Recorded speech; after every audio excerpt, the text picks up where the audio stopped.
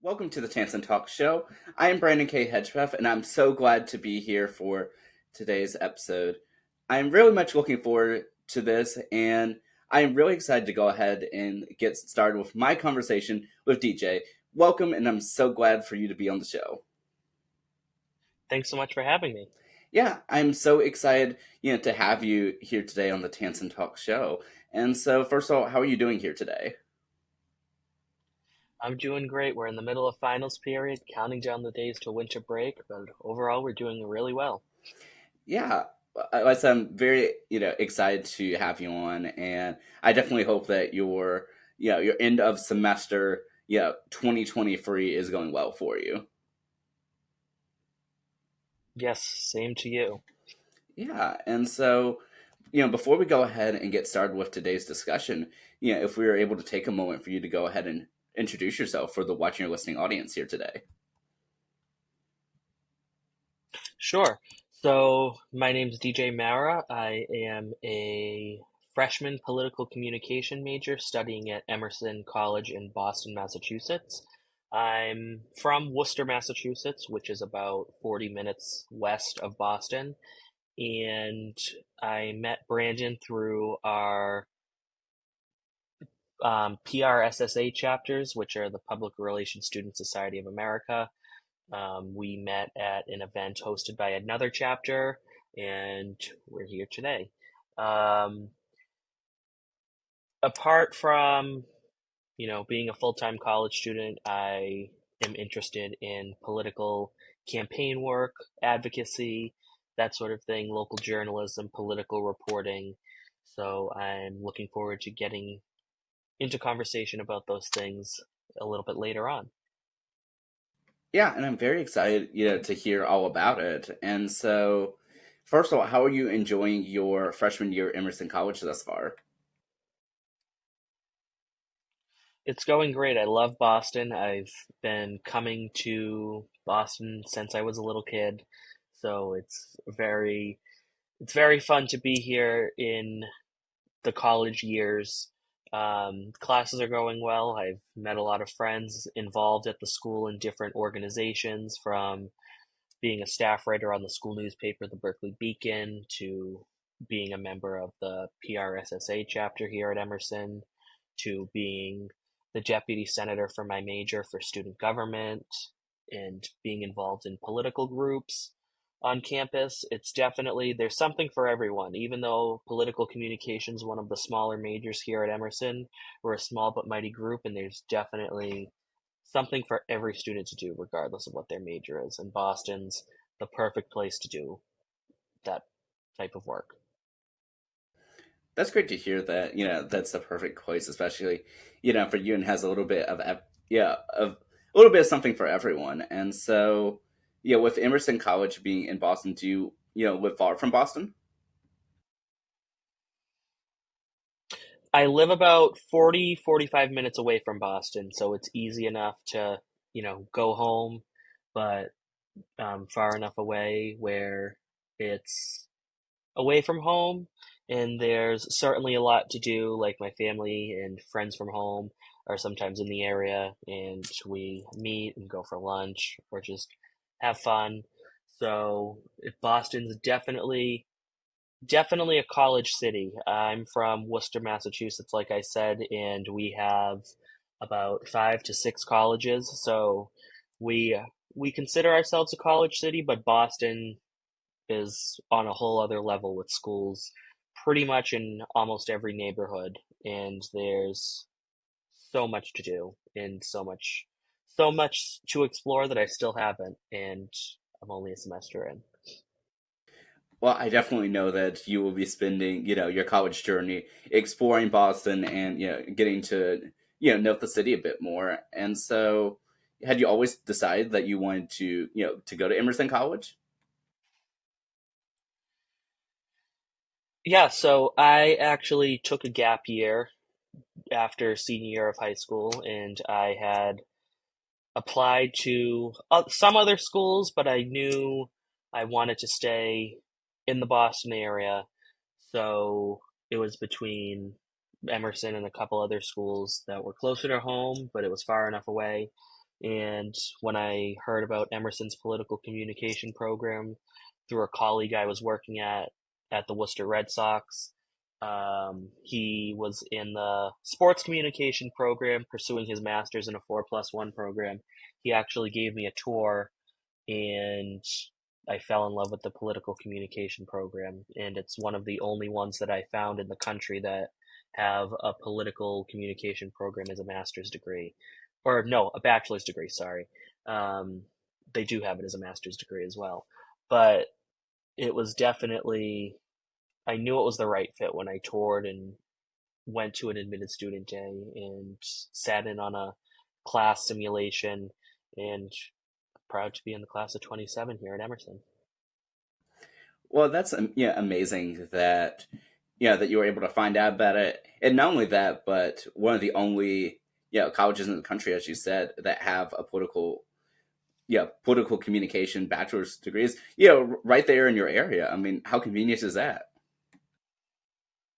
It's so convenient.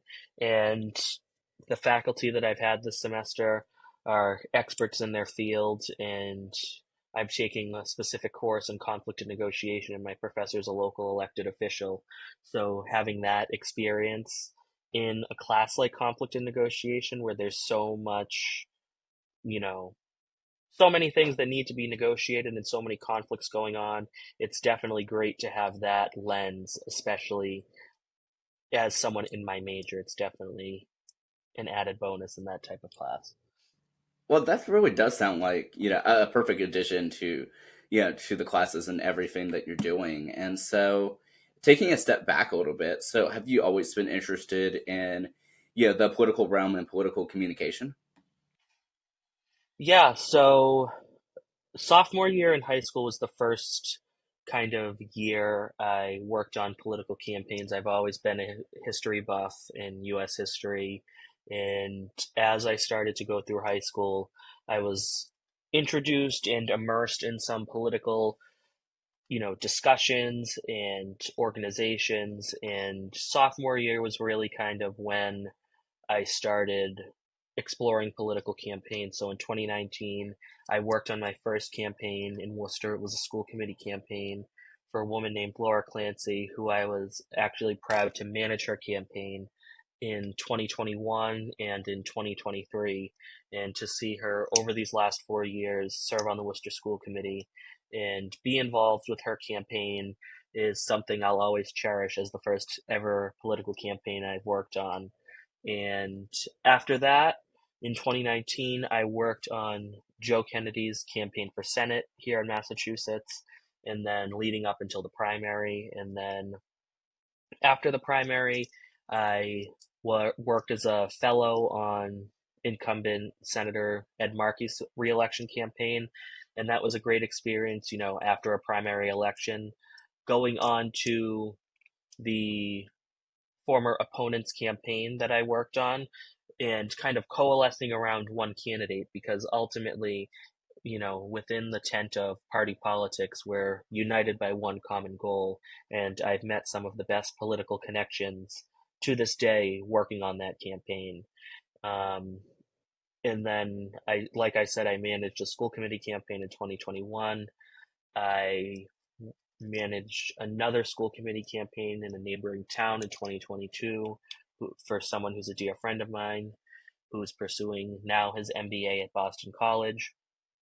Then, over the summer of 2022, as I graduated high school, I interned on a state Senate campaign here in Massachusetts, and the candidate unfortunately lost in the primary election, but it was still great experience, made invaluable connections, like I said.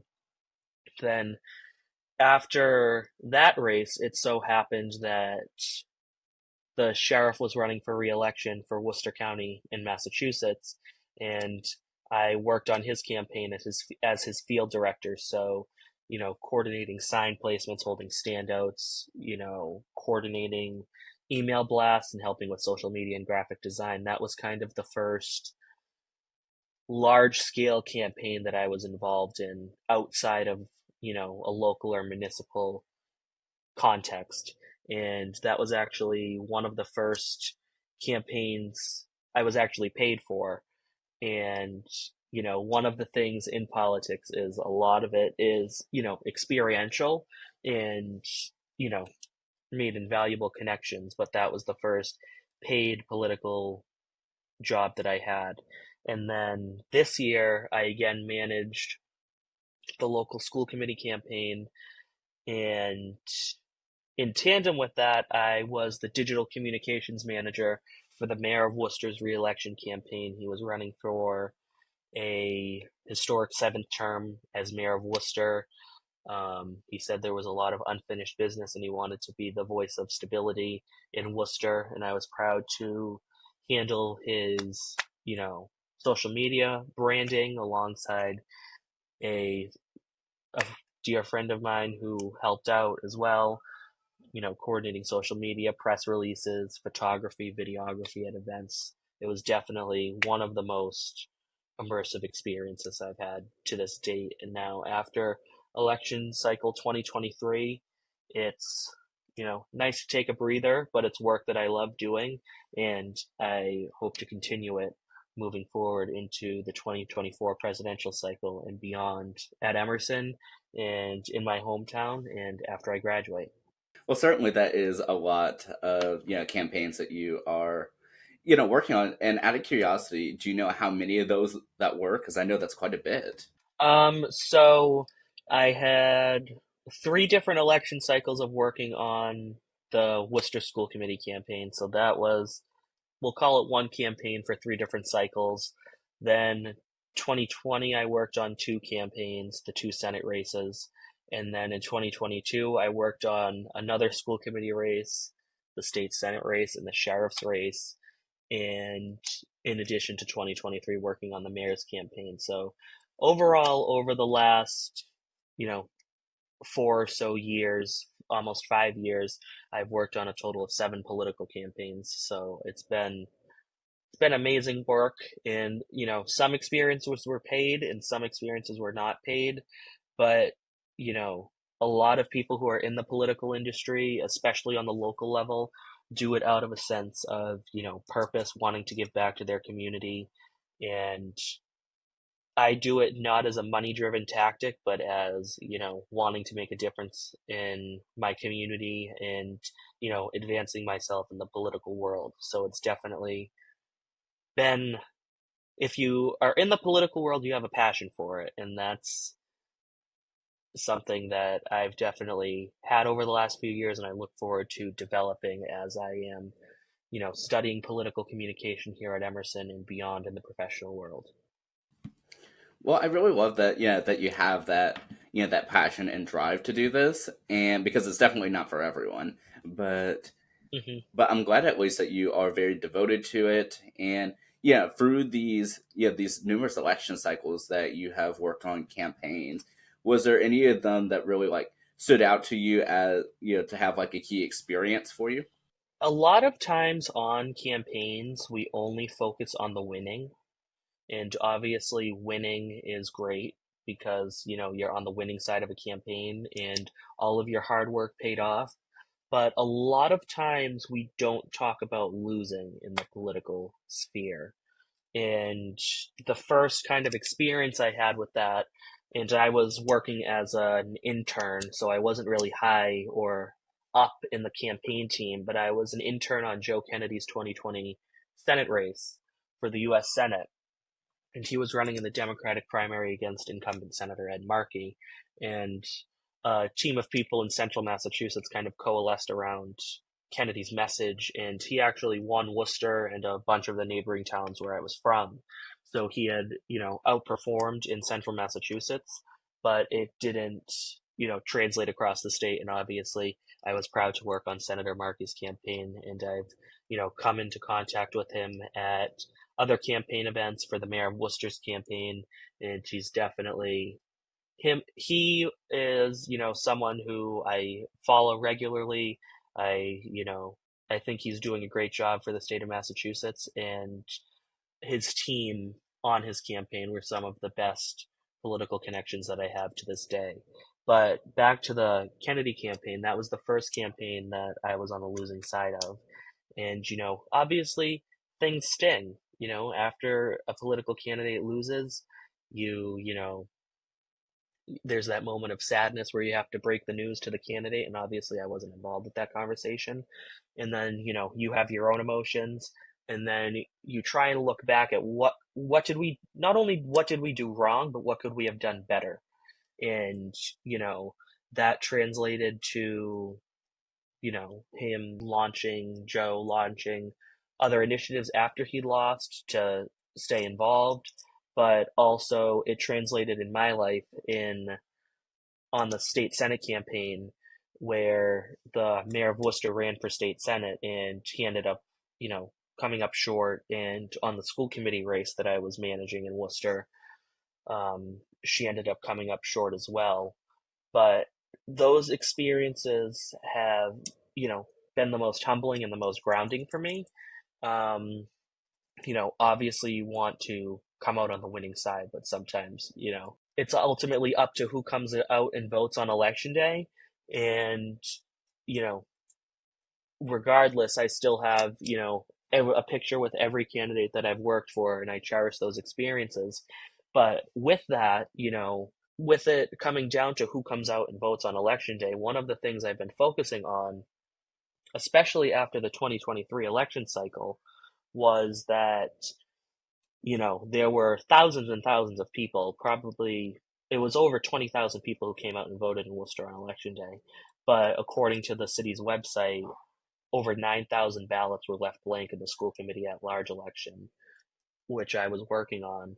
And, you know, some of it could be people vote for one candidate instead of the allotted number, or there's people who just leave it blank, or people might circle names for more people than they can vote for. So that section of the ballot is scrapped. Um, but on a larger scale, it's, set in another passion in my mind about, you know, not only turning to your typical super voters on election day, but wanting to reach out and make sure your non-traditional voters have the resources they need to vote on election day and be truly educated and truly informed. You know, Gen Z has, done a great job with this on social media, but also educating young voters is the other piece, because we live in an age where, social media, you have to decipher what's true from what's not true. And, you know one of the things I have, started exploring, especially not being on the campaign trail, is what are ways in which we can tap into these, pockets of people who live in these communities that haven't voted, and what resources do they need?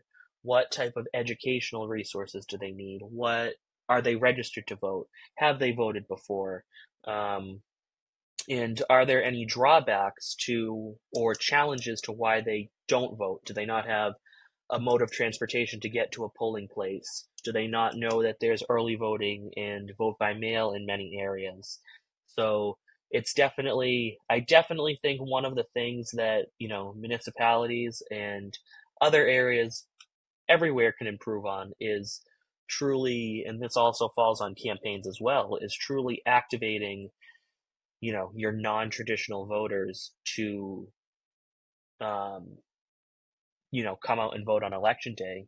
And this all came down to, I talked to, when I was writing a story for the Berkeley Beacon, our Emerson school newspaper, I interviewed, Boston City Councilor at Large Julia Mejia, and before she answered my questions, she told me a story about how in 2019, when she first ran, she won by one single vote. After the election was certified, it ended up being a one vote margin.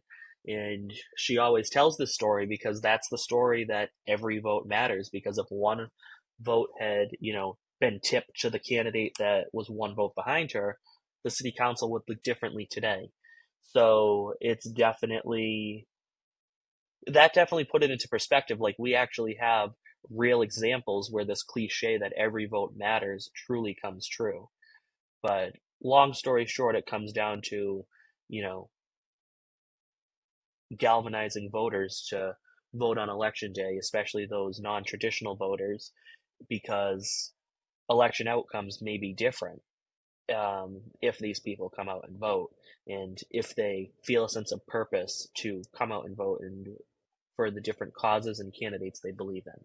I mean, that really, I mean, is really interesting and insightful, to hear about, your experiences and even like the people that you had a chance to meet.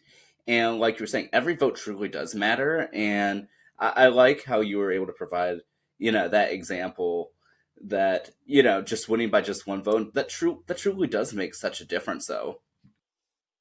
It does, and I haven't seen that in a Worcester election, but there have been, some examples where there's, been 100 votes or as little as 40 votes separating a winning and losing candidate if you go back in time and go look at election results.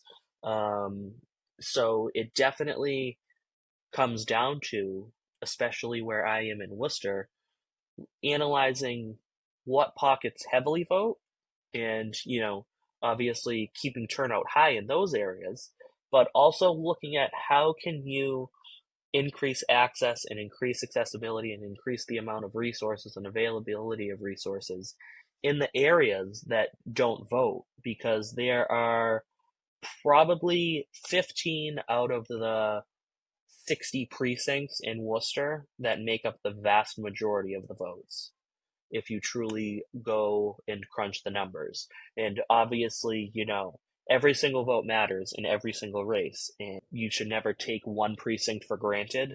But when you look at, say after election day or, looking at past elections, you can see that there's pockets where people vote and pockets where, people don't vote for a variety of reasons, whether it's lack of, mode of transportation, like I said earlier, or simply a lack of, you know, education and knowledge, because there's so much information out there about these federal races, obviously president and, Congress and, on the state news or like, news stations in capitals of states. There's information on state races, but really you on the local level, you only have your local news station, and some cities and towns don't have a local news station because everything's become so centralized in the news and journalism world. And so it ultimately comes down to word of mouth and, um, truly putting together a true field plan or a marketing plan on, how do you reach as many voters about your cause if you're working on a campaign, or just if you're working on, voter registration efforts and mobilization efforts and GOTV, get out the vote efforts. you know, how do we ensure that the biggest and greatest amount of voters come out and vote, whether by mail, early, or on election day?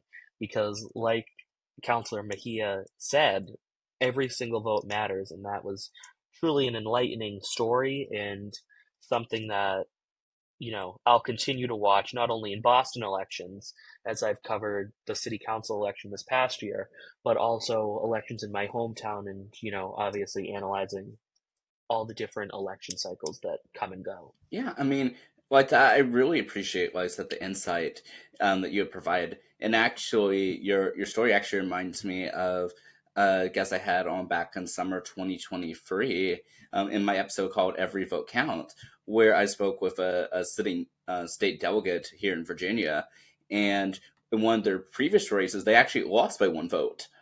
And so that comes to really show the importance of of voting, especially within these local races. And I guess a question I have for you is, so I know that you've been involved in these campaigns for for a few years now, but but what brought you to the communication angle of it? I would say the number one thing, and this is actually kind of funny, in elementary school, me and a group of friends actually started a school newspaper at our elementary school, and that actually kind of started, you know, the communication side, not of my brain, but of my personality.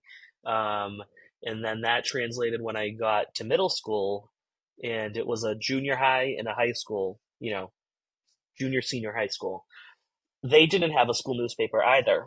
So, establishing that newspaper there and being part of that team, and there was a merger between my existing high school and another high school in our city. So establishing a third school newspaper and getting that going. So it's definitely been, print journalism and newspapers that have um, sparked my interest in journalism and communications more broadly initially. And obviously, like I mentioned before, I'm working on the Emerson student newspaper, which has been one of my prominent activities this semester. Um, but then, as time went on and I started to, explore graphic design and social media design, and when I worked on campaigns, how to write press releases effectively, and attending workshops on how to manage a campaign and how to manage a PR strategy, and coming to Emerson and listening to, PR SSA webinars, um, and that sort of thing. It's kind of been, learn on my own as I go, and a lot of it's been experiential, whether on the political campaign level or working on my school's newspaper, whether that's in elementary, middle, or high school, or now in college. Um, but I definitely think, and one of the things that's emphasized here at Emerson is that no matter in what field you're in, whether it's the communication industry, performing arts, film, you can name any industry. You need to learn how to be an effective communicator and learn how to use your voice effectively, and more specifically in the conflict and negotiation class I'm in, learn how to effectively negotiate, especially during periods of conflict, but also just in daily life, whether it's, you know, a conversation with a roommate, or you're negotiating a salary, or you're negotiating a job offer, or, what PR strategy will work best for your client or your candidate. You need to learn how to communicate and use those skills effectively. And that's probably been emphasized in almost every class and almost every single webinar, Zoom meeting, and organization that I've been a part of. And there's another organization I'm involved in called CPLA, which is the Communications, Politics, and Law Association at Emerson. And communications is right in the name. So we do a lot of, political work and advocacy work, and some emphasis on the law. We've had, people from different law schools come in and chat. But underlying every organization is how to communicate effectively your craft and your brand. And, you know, the big question that it all boils down to is, who are you, and what do you want people to know about you when you're not in the room? And that was, a group of friends and I, we were in a group project together in our Fundamentals of Speech Communication course, and that was cited from an article we read. And we were talking about how to find your niche in the communications field, and more broadly, how to build a brand for yourself. And on the topic of building a brand, I forget who the author was, but the person who wrote this article said your brand is what people say about you when you're not present. And that boils right back down to the communication aspect of things. So it's definitely been very helpful and very insightful to learn from people and mentors and friends at a communication school like Emerson, that's has its roots in communication from when it was established way back in 1880. Yeah, that's really interesting. I mean, to hear about the background for Emerson College and even the focus areas, even like in communication, effective communication as a whole, even outside the communication discipline. And I guess before I begin diving into your time here at Emerson a little bit more, so take a step back. You mentioned that you said that you took a gap year, between high school and yeah and starting at Emerson. And so, how was that experience for you, and why did you decide to take a gap year out of curiosity? Yeah, so initially I had not planned on taking a gap year, but I went to a school in Washington, D.C., and I figured out it wasn't the right fit for me, so I decided to come home and, better myself, mentally and professionally. And I've probably gained some of the, you know, most essential skills and have had the most, enriching experiences during that time period, you know, whether it's working on the sheriff's campaign or finishing up the state senate campaign, working on the sheriff's campaign, and then, starting the work on the school committee candidate and the mayor's campaigns, taking some classes at my local community college, and doing an internship at my former high school in the advancement office. It's it was one of those things where I gained so much professional and personal experience in such a short period of time.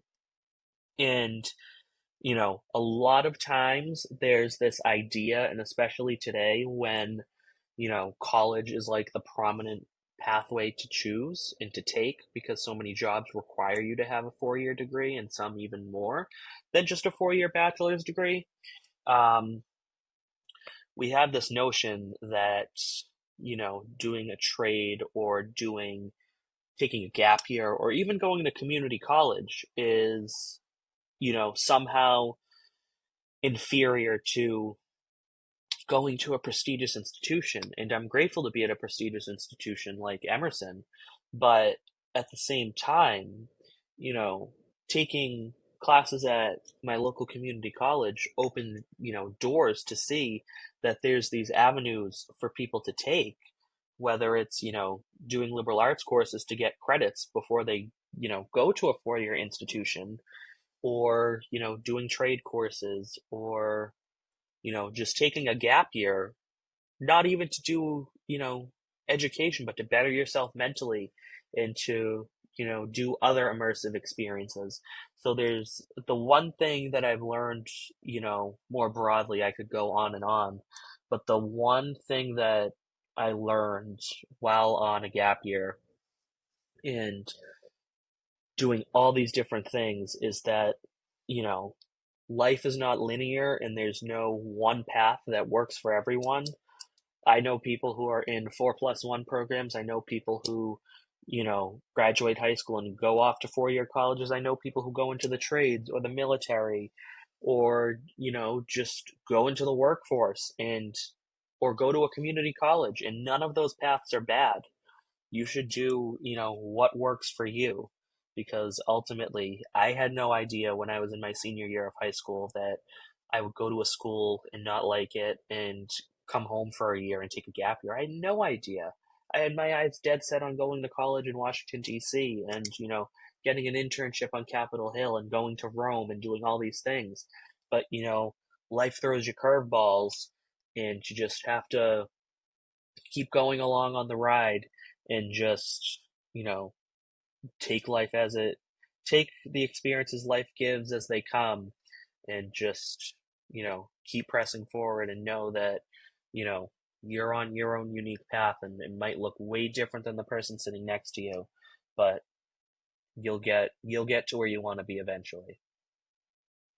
I very much love and appreciate like that sentiment, and I mean, but it is so true because I feel like as much as you can even like plan out for for life or for your future, whatever the case may be, is that you know not everything will come to the plan. We can't just force everything to just happen. And life doesn't really work like that. But but I like that you took your gap year though to to explore not only just yourself but also what you really wanted to do, your interests. And yeah, I mean, you seem to be definitely striving at everything you're doing. Yeah, comparing where I am now to a year ago today, completely different world and completely different, outlook on what I want to do professionally, just mentally, my outlook on life. It's just, if someone ever has questions about taking a gap year or what, Is it right for me? Is it good? Is it bad? I would say if you're questioning it and thinking about it, do it. Um, it's been one of the greatest experiences and has prepared me more than I can imagine for, my college experience here at Emerson and just professionally and mentally and emotionally as well. Because, you know, so many times there's, this added pressure on high school students at 17 and 18 to make a decision about a school where they want to go for 4 years, and they're bombarded with emails from colleges on top of colleges, um, and they don't know. And I didn't know. We were all still developing, and we're still developing. It's like, and it works for a lot of people, and some people, myself included, it did not work for right away, and that's okay. And I'm here at Emerson right now, and I'm a year, quote unquote, behind, my graduating class, but I wouldn't trade it for anything in the world. It's been, you know, one of the greatest experiences, and I've met, you know, so many people that I wouldn't have, many of whom I wouldn't have come into contact with otherwise.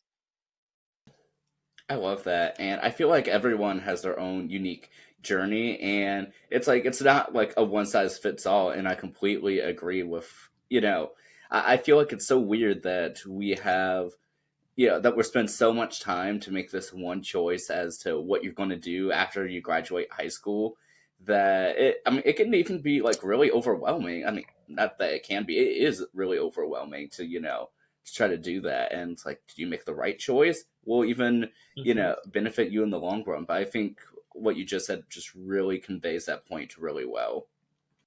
Yeah, and you know, there's not much I could say about that in addition to what I've already said, but I'll reiterate the point. If, you know, you're hesitant about, you know, did I make the right choice, or, you know, is this the right school for me? It's okay to have those feelings. I certainly did. And I thought I had this clear shot path of where I was going to be and what I wanted to do. And look where I am now. I'm, 8 hours away where I was, you know, a year ago in September. And I'm on a completely different path and a completely different program. But like I said, I wouldn't change it for the world. And I'll end again by saying, if you're thinking about doing a gap year, whether for mental reasons, professional reasons, or just personal reasons, you want to travel, or just take a break from school for 13 years and take a year off and just better yourself, that's a viable path. And you know, while you're on that gap year, you look at institutions that you take a step back after graduating high school, and you take a look at institutions that truly fit your skill set and your values and what programs you want to do. And it was it was interesting having that outside lens of not being, in the middle of high school with all of these thousands of emails coming from schools, and, you know, saying not what do people at the school want me to do, what do people in my professional settings want me to do, or in my family want me to do, what do I want to do. And that's what, if you're having those questions, whether you're a senior in high school, or you're you know in a gap year, or you're in college, ask yourself, what do I want to do? What are my values? What's my skill set? And where will I best be able to accomplish those goals and accomplish those dreams? Because ultimately, this is your life. You should live it how you want to live it. I absolutely love that. And I did, while we're still speaking though, I did actually want to ask too. So so now that you are a few months into your time at Emerson, what do you like doing outside of, just your academics and, and the campaigns that you work on? Yeah, so outside of classes and the organizations and campaigns, Boston is such an amazing city. on top of just, restaurants and culture and, attractions to go to and tourist places to go to, you know, a lot of people lose the fact that Boston has so much history. And so we are a city, and honestly, Massachusetts is a state deeply rooted in history and rooted in tradition. And, as a history lover and a government and politics lover, it's, been amazing to be in a city that's, a political hub of the United States. And a lot of things that happened at our country's founding and up through today have happened in Boston. And, you know, to live through these historical, events, I lived through the moment I saw Vice President Harris and her motorcade come through Boylston Street in Boston as she was on the way to an event. I, have covered my first election in Boston, while at Emerson. And, you know, it's so amazing to, all of us, we're all living through history you know, as we speak. And, being in a city like Boston, it's been, great on that front as well. Yeah, I can just imagine, all of the, I mean, the history that you get to, experience, not just the past history, but even the new firsthand history as you're going through it. And as someone that, for me, that, really loves exploring, history a bit more, maybe not as much as you do, but, I'm just like a bit in awe of like even all the stuff that you're doing and all of the great work that you were doing. And I know you mentioned too that you have a picture, with, for every campaign that you worked on. Yes, I do. Right in my dorm, I have everyone from Senator Markey, Congressman McGovern. I didn't work directly on his campaign, but he's been a true mentor on other campaigns I've worked on, and just as a constituent, I'm a constituent of his. I, you know, I had the opportunity to meet now Governor Healy and Lieutenant Governor Driscoll on the campaign trail when they were running for governor and lieutenant governor, respectively, in 2022. I have a picture with the sheriff I worked on and the mayor while he was running for state senate, and I worked on his campaign while he was running for re-election as mayor. And in that picture as well is my friend who's now going to be my city councilor. She ran and won and will be the first female city councilor for my district. So she broke that own glass ceiling in her own right. And then we have a picture with the school committee candidate who I was there for her first election day and campaign launch to her last election day and campaign launch as of right now. And who knows, another door may be open someday down the road, but it's definitely looking back just on this row of photos. It's, been amazing to see, the roles I've played on these campaigns evolve from, a volunteer on a local school committee campaign in 2019 to managing that same campaign 2 years later and 4 years later to running social media and field operations. It's been amazing. It's been truly the last few years in the political world that I've worked on campaigns have been ones that I'll truly never forget. Yeah, that is, outstanding. And I mean, you just answered the question I was going to ask and saying, what do all of these, pictures mean to you? But I mean, it's just so it was so remarkable. I mean, to hear about all that you're working on, and I guess looking towards the future. What are your aspirations? Going over these next few years. I know you mentioned you're very excited for the 2024 campaign season. Yeah, so Emerson offers opportunities in the 2024 campaign season where we'll be able to go to the New Hampshire primaries, the Iowa caucuses, and different, primaries and caucuses around the country. And, you know, I don't know if I'll be working on a campaign at that point, but definitely immersing myself in that, networking area will be paramount, and just, immersing myself in politics without working and being attached to a campaign. Beyond that, I see myself working in government for an elected official or for, a municipal or state or even federal government. But, I've had this thought in the back of my mind of wanting to run for office someday, whether on the local, state, or maybe even federal level, who knows? But, you know, working on these campaigns, I've seen, some of the best public officials I know who are in it not for notoriety or not for fame, but for the reasons that they truly care about the constituents they represent and truly want to give back to the community. And, we hear it all the time in speeches or in sound bites on social media, but that is truly good politics at its core when people they're in it for the right reasons and they want to do it to give back to the people they represent and the people who elected them to that office. Um, and, it's been unique not to be a candidate for elected office yet, but to work on these campaigns. And these candidates have instilled in me principles that, you know, I'll take with me not only on, a moral level and, my values, but also when, I'm on a potential campaign of my own in the future. So that'll definitely be something, you know, that I look forward to down the line. And someone actually joked after this election cycle in Worcester, you'll be the next person we work for when you run for your campaign for city council. So it's definitely something that I look forward to doing in the future.